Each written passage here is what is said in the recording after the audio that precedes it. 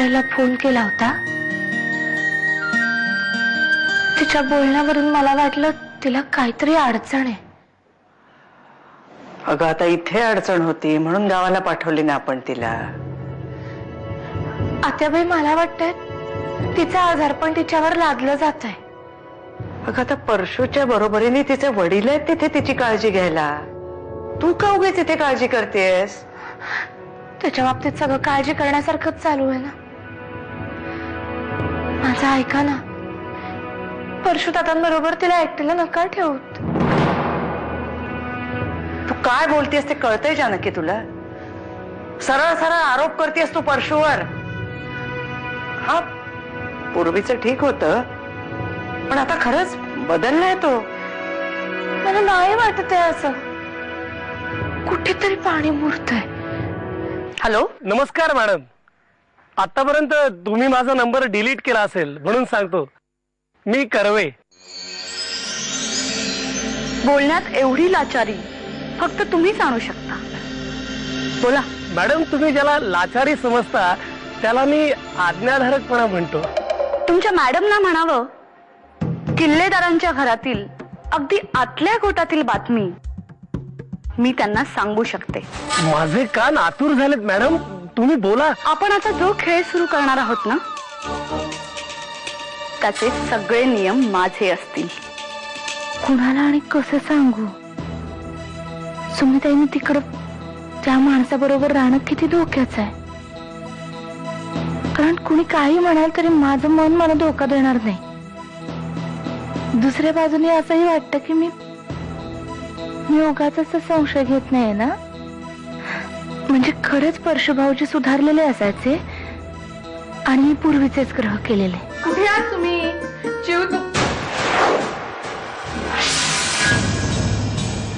घाबरून कुठे पळते तू?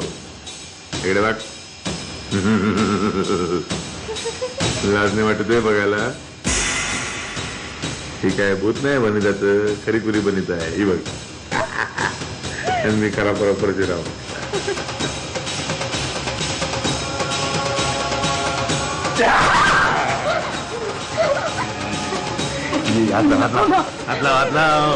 हातला 44 वोल्ट आहे. दाखवू तुला कसा शॉक लागतो बघा. आता बघा शॉक कसा लागतो बघा.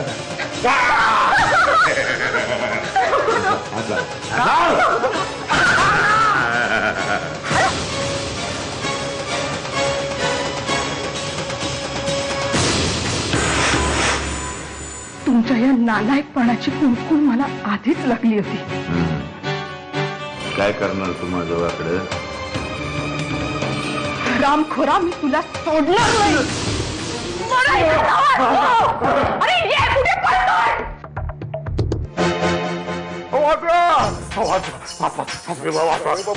तुमची पोरगी माझीवर उठली हो. बरं जरा आला तिकडे कुठे गेला तर नाही रुद्र घालायला. ते घरात घाला. हे भूत शांत करा. दाखवतेच मी तुला आता. मानगुटीवर भूत बसतं म्हणजे कसं बसतं ते. सुमे, सुमे अगं काय तमाशा लावलाय? बाबा, हा माणूस आणि ती वनिता दोघं मिळून मला वेळ ठरवण्याच्या मागे लागलेत. आता हिला कसं सांगू? ती वनिता मेली. बाबा, तुम्ही माझ्या बरोबर आज चला. स्वतःच्या डोळ्यांनी पहा, म्हणजे तुम्हाला कळेल की मी खरं बोलते. ही बघा, ही. तुम्ही अगं शांत हो. आता एक शब्दही बोलू नको.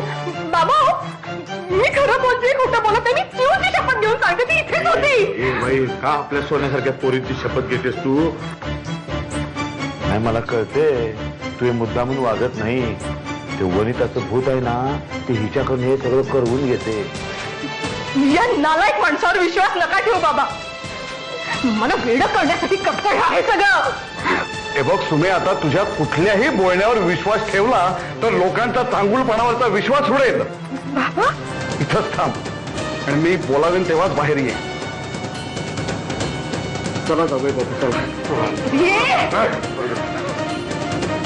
रामखोर इथेच होते. शोधून काढीन मी तिला.